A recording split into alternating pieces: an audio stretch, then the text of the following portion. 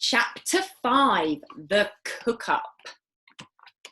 In the kitchen, George put the saucepan onto the stove and turned up the gas flame underneath as high as it would go. "George!" came the awful voice from the next room. "It's time for my medicine!" "Not yet, Grandma," George called back. "There's still 20 minutes until 11 o'clock. "What mischief are you up to in there now, George?" Granny screeched. "I can hear noises."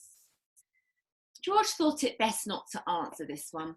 Instead, he found a long wooden spoon in the kitchen drawer and began stirring hard. The stuff in the pot got hotter and hotter, and soon the marvellous mixture began to froth and foam. A rich blue smoke, the colour of peacocks, rose from the surface of the liquid, and a fiery, fearsome smell filled the kitchen. It made George choke and splutter. Oh, it was a smell quite like anything he'd smelled before. It was brutal, a bewitching smell, spicy and staggering, full of frenzy and wizardry and magic. Whenever he got a whiff of it up his nose, firecrackers went off in his skull and electric prickles ran down the back of his legs. It was wonderful to stand there, stirring this amazing mixture and to watch it smoking, blue and bubbling and frothing and foaming as though it was alive.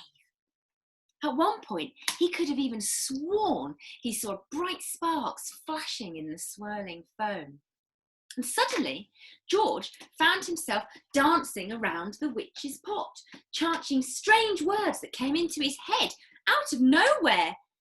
Fiery broth and witch's brew, foamy froth and riches blue, fume and spume and spoondrift spray, fizzle, swizzle, shout, hooray! Watch it, sloshing, splashing, sploshing, hear it hissing and squishing and hissing. Grandma better start to pray. Chapter 6, Brown Paint. George turned off the heat under the saucepan. He must leave plenty of time for it to cool down. When all the steam and all the froth had gone away, he peered into the giant pan to see what colour the great medicine now was. It was a deep and brilliant blue.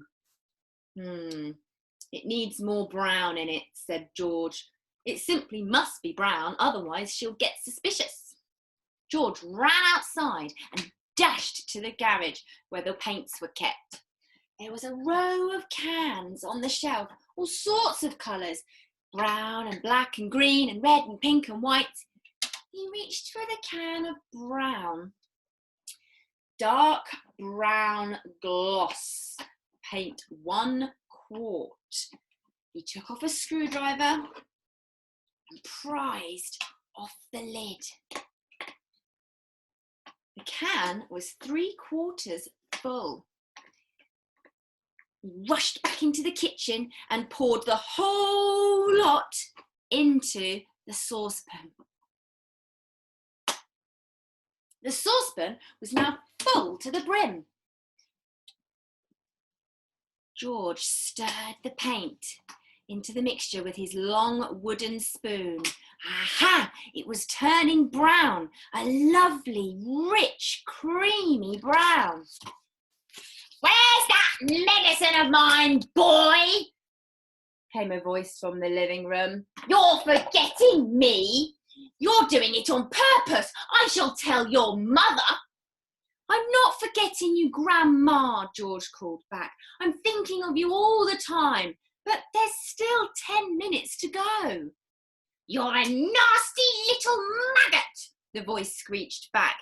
"You are lazy and disobedient. You're a little worm and you're growing too fast." George fetched the bottle of Grandma's real medicine from the sideboard. He took off the cork and he tipped it all down the sink.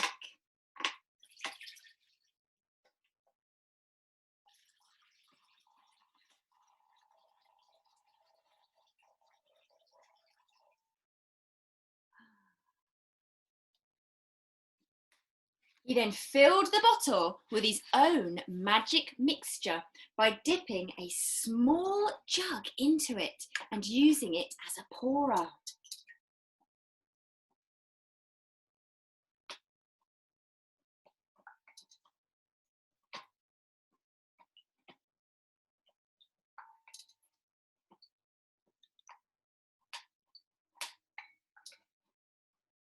Had it cooled down enough? Not quite. He held the bottle under the cold tap for a couple of minutes. The label came off when it got wet, but it didn't really matter.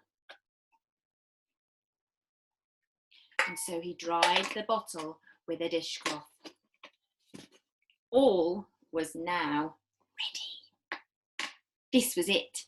Grandma's great moment had arrived.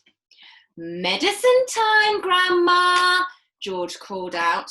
"I should hope so too," came the grumpy reply. The silver teaspoon which lay in the medicine cabinet, for which the medicine was always given, was on the kitchen sideboard. George picked it up. Holding the spoon in one hand and the bottle in the other, he advanced into the living room.